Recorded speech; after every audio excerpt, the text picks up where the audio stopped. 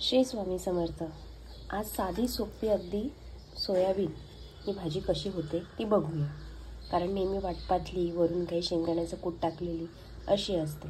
आज मी नेहमीच्याच फोडणीमध्ये थोडासा काहीतरी वेगळा प्रकार करण्याचा प्रयत्न केला। पुढे रेसिपीमध्ये नक्कीच बघूया। चला तर करूया सुरुवात। हे मी सोयाबीन छान भिजवून उकडवून घेतलेले आहेत। हे बघा, हे असे। त्यामध्ये घालण्यासाठी आले लसणाची पेस्ट, हे आहेत कढीपत्ता, कांदा, टोमॅटो, कोथिंबीर आणि नेहमीचे मसाले। प्रत्येक रेसिपीचा जीव म्हणजे मीठ। चला तर गॅस आधी पेटवून करूया। रेसिपीमध्ये साहित्यात सांगण्यात राहिलेली वस्तू म्हणजे तेल।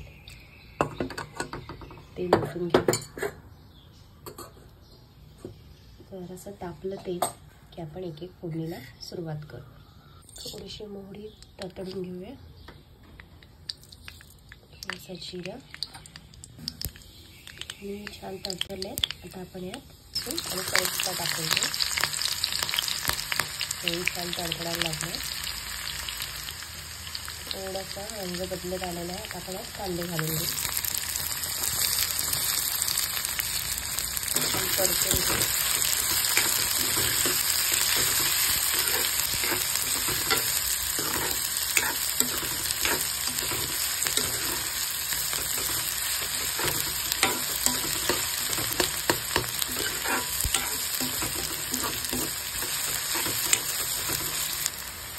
अर्धवट शिजत आलेला आहे। आता यात आपण थोडे टोमॅटो घालून घेऊ।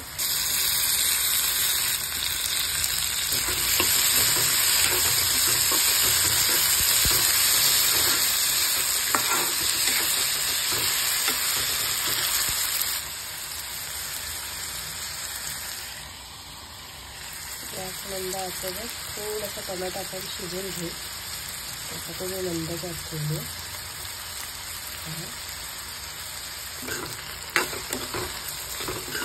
त्यात आपण मसाले घालून घेऊ। मी हिंग थोडंसं कमी वापरलं होतं, म्हणून मी पुन्हा आता थोडं हिंग घालते। धनेजिरे पूड, हळद, मारवाडी मसाला आणि थोडंसं लाल तिखट। तिखट फक्त थोडासा लाल रंग यावा त्यासाठी आहे, कारण खरं तिखट त्या मालवणी मसाल्याचंच आहे। आता आपण छान परतून घेऊ। मसाला शिजवून घेऊ।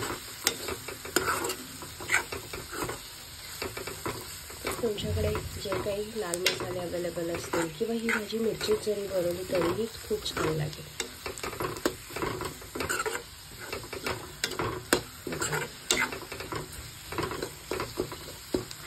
टोमॅटोही छान शिजलेला आहे। एकीकडे मी पाणी गरम करायला ठेवलं आहे, कारण या भाज्यांमध्ये जेवढ्यांना आपण पाणी वापरू ते गरम असेल तर भाजीला येणारा तवंग छान मेंटेन राहतो, म्हणून मी गरम पाणी वापरतो।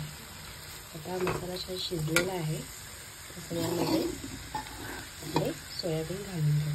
हे सोयाबीन आधी मी थोडेसे मसाले लावून घेतलेले आहेत।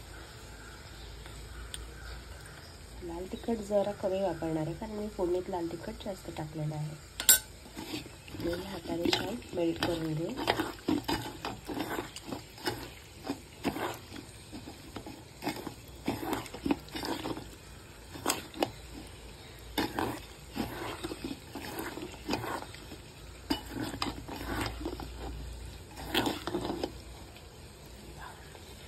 हे आपण भाजीत ओतून घेऊ।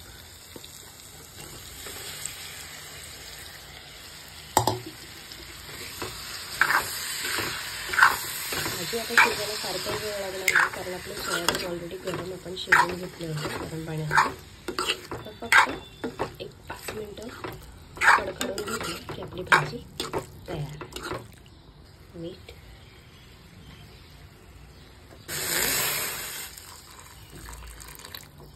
छान ढवळून घेऊ।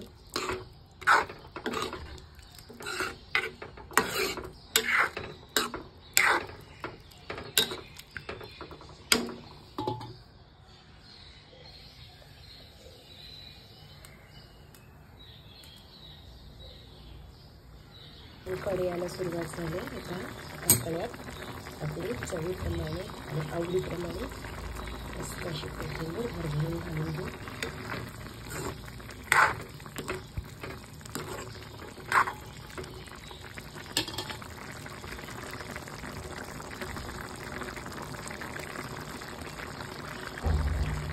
साधी सोपी आपली सोयाबीनची भाजी तयार आहे. ही भाजी तुम्ही डाळ नसताना म्हणजे तुम्ही पोळी चपाती भाकरी कशासोबतही सुक्या भाज्यासोबतही तुम्ही छान खाऊ शकता. ही भाजी चविष्ट लागणारी आहे. नक्की ट्राय करा आणि मला कमेंट्स करा. धन्यवाद. श्री स्वामी समर्थ.